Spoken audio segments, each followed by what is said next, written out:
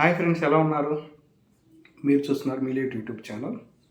నేను రీసర్వేలో రీసెంట్గా ఇలాగ ఇళ్ల స్థల గ్రామ కట్టాల గురించి చెప్పండి అని ఒక పాపం కుర్రవాడు నాకు కాల్ చేసి అదే మెసేజ్ పెట్టాడు.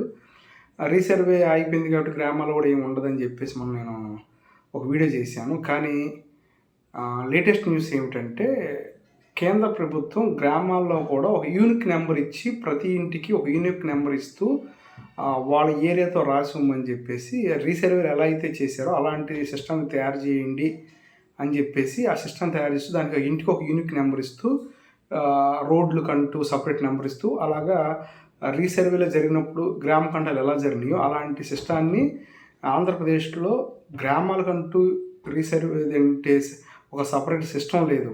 ఎందుకంటే ఒక గ్రామ కంటంలో 20 ఎకరాలు ఉంటుంది, 20 ఎకరాలు ఉంటుంది, ఒకసారి 8 ఎకరాలు ఉంటుంది, ఒకసారి 12 ఎకరాలు ఉంటుంది, 12 ఎకరాల్లో గ్రామ కంట ఉంటుంది. దాంట్లో రోడ్లు ఉంటాయి. ఇంతకుముందు ఏం చేసేవాళ్ళు అంటే ఆ గ్రంథాలయము లేకపోతే పాలకేంద్రము లేకపోతే పంచాయతీ ఆఫీసు లేకపోతే స్కూలు ఈ 270 గ్రామ కంట 270లో 5 సెంట్లు స్కూలు 5 సెంట్లు ఇలాగ ఇచ్చేసి మిగతాదంతా 1-2 సబ్ డివిజన్ ఇచ్చి మిగతాది వదిలేసేవాళ్ళు. ఇక అందరూ ఎవరు చూసినా సరే 270/3 అని ఇచ్చారనుకోండి గ్రామ కంట, ఆ 3లోని అందరూ విషయం చేసుకునేవాళ్ళు. నేను ఎంత చేసుకుంటున్నాను నా ఇష్టం, ఒక ఎవరికి ఇది లేదు. నేను 10 సెంట్లు ఉందంటే 15-12 సెంట్లు చేయించేసుకునేవాడిని.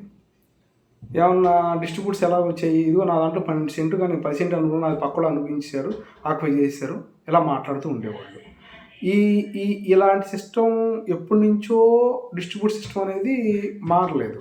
కానీ కేంద్ర ప్రభుత్వం రీసెంట్గా ఒక సిస్టాన్ని పెట్టింది. ఏమైనా సరే గ్రామ కంటాలు కూడా సర్వే చేసి దానికి ప్రతి ఇంటికి ప్రతి ఏరియాకి యూనిక్ నెంబర్ ఇచ్చి సిస్టమ్ తయారు చేయండి. పొలాలకి అన్నిటికి హద్దులు ఒక ఒక అడంగులు ఎలాంటి సిస్టమ్ ఉంది. కానీ గ్రామ కంట అలాంటివి లేకపోవడం వల్ల ఎక్కువ గొడవలు, ఎక్కువ అదేంటి మన కేసులు కానీ కోర్టు కేసులు కానీ ఇవన్నీ కూడా గ్రామ కంఠంతోనే ఎక్కువ ఉన్నవి. సో అలాంటి సిస్టమ్ మారాలి అంటే కనుక గ్రామ కంఠాన్ని కూడా ఒక సర్వే చేసి అంటే ఎవరి స్థలానికి వాళ్ళకి సపరేట్ యూనిక్ నెంబర్ ఇస్తూ అప్పుడు భూదార్ అని ఇంతకుముందు భూదార్ అని కూడా గవర్నమెంట్ అనౌన్స్ చేసి పెట్టింది. అలాంటి సిస్టాన్ని ఒక యూనిక్ నెంబర్ ఇచ్చి చేయమని చెప్పి అనౌన్స్ చేసింది. దానికి ఈ విషయం అందరూ కూడా ఉపయోగపడే విషయమే చెప్పాలంటే. గ్రామ కంటాల్లో ఇలాగా చేయడం అనేది మంచి ఆలోచనే. కేంద్ర ప్రభుత్వం తీసుకున్న నిర్ణయం కూడా మంచి నిర్ణయమే. దానివల్ల చాలామందికి డిస్ట్రిబ్యూట్స్ చాలా కూడా కోల్పోతాయి. ఎందుకంటే ఇంతకుముందు నుంచి పూర్వజతలకు కాగితాలు లేకుండా ఎప్పటి నుంచి అలా ఉండిపోయినటువంటి ఇళ్ల స్థలాలు అవన్నీ కూడా వీళ్ళు యూనిక్ నెంబర్ ఇచ్చి ఎవరికైతే వాళ్ళ పేరు అప్లోడ్ చేస్తారు సిస్టంలో, రేపొద్దున ఆ పర్సన్ దానికి అమ్మగలుగుతారు.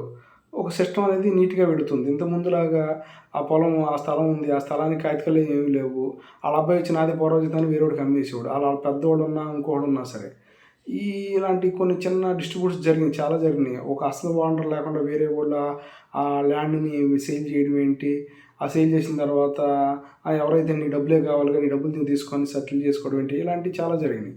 ఈసారి అలా జరగకుండా కేంద్ర ప్రభుత్వం తీసుకున్నటువంటి కొత్త నిర్ణయం, రాష్ట్రాలకు పంపించినటువంటి సిస్టాన్ని ఇస్ ద వెరీ గుడ్. ఇలాంటి సిస్టమ్ చాలా మంచి సిస్టమ్. దాన్ని మనం తప్పకుండా అంగీకరించాలి. Is the well. Okay friends, మీరు నా ఛానల్ చూస్తున్నారు, చక్కగా సబ్స్క్రైబ్ కూడా చేసుకుంటున్నారు. వెల్, మంచి ఆలోచన, మంచి పని చేస్తున్నారు. హ్యాపీ నాకు. అది చాలామంది చక్కగా ఫోన్ కూడా చేసి అడుగుతున్నారు. నేను ఉన్నంతవరకు అందరికీ చక్కగా సమాధానం చెప్తున్నాను. నాకున్న విషయాన్ని ఇప్పుడు కూడా షేర్ చేయడానికి చూసుకుంటాను. Okay friends.